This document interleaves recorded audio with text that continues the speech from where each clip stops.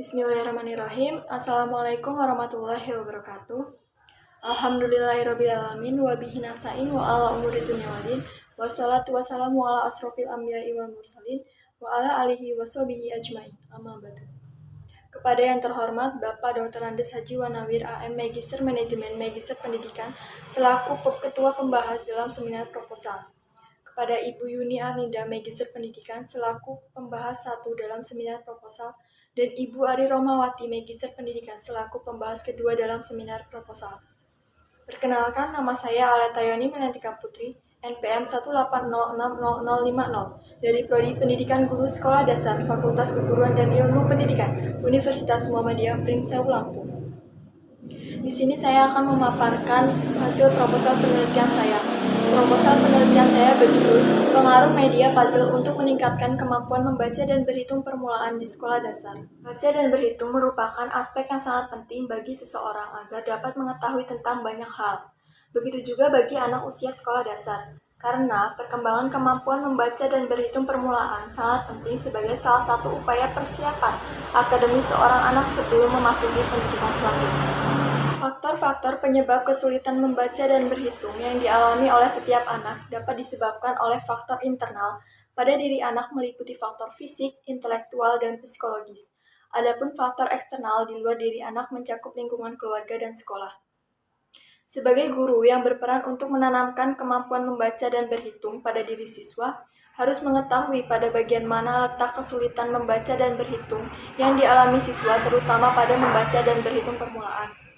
Karena kesulitan yang dialami siswa bermacam-macam, dan satu siswa kemungkinan akan mengalami kesulitan yang berbeda dengan siswa yang lainnya. Akan lebih baik jika kesulitan membaca dan berhitung siswa terdeteksi sejak dini. Yang pertama yaitu membaca permulaan.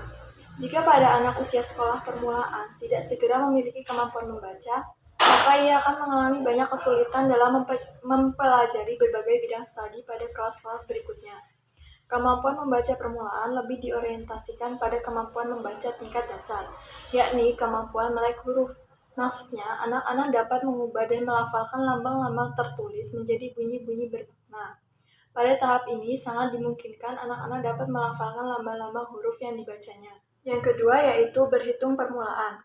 Berhitung permulaan merupakan kemampuan dasar yang dimiliki oleh setiap anak dalam hal matematika, seperti kegiatan mengurutkan bilangan, membilang, dan mengenal jumlah untuk menumbuh kembangkan keterampilan yang sangat diperlukan dalam kehidupan sehari-hari. Yang merupakan juga dasar bagi perkembangan kemampuan matematika maupun kesiapan untuk mengikuti pendidikan dasar bagi anak.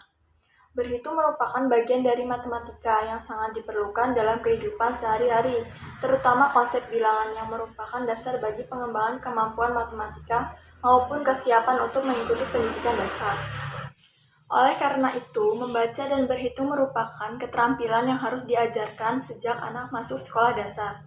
Apabila anak mengalami kesulitan belajar, membaca, dan berhitung, maka kesulitan tersebut harus segera diatasi sebagai kemampuan yang mendasari kemampuan berikutnya. Maka, kemampuan membaca dan berhitung permulaan benar-benar memerlukan perhatian guru. Sebab, jika dasar itu tidak kuat, maka pada tahap selanjutnya, siswa akan mengalami kesulitan. Bagaimanapun guru, khususnya guru kelas 1, hendaknya berusaha dengan sungguh-sungguh agar dapat memberikan dasar kemampuan membaca dan berhitung permulaan yang memadai kepada siswa. Keberhasilan dalam mengajarkan membaca dan berhitung permulaan dipengaruhi oleh beberapa hal. Salah satunya adalah media pembelajaran. Kemajuan teknologi dan informasi yang semakin berkembang harus diimbangi dengan kemajuan pendidikan. Perangkat-perangkat pembelajaran harusnya lebih menarik dan variatif, akan tetapi pada kenyataannya masih banyak guru yang menggunakan perangkat pembelajaran secara konvensional, mulai dari metode, strategi, dan media pembelajaran.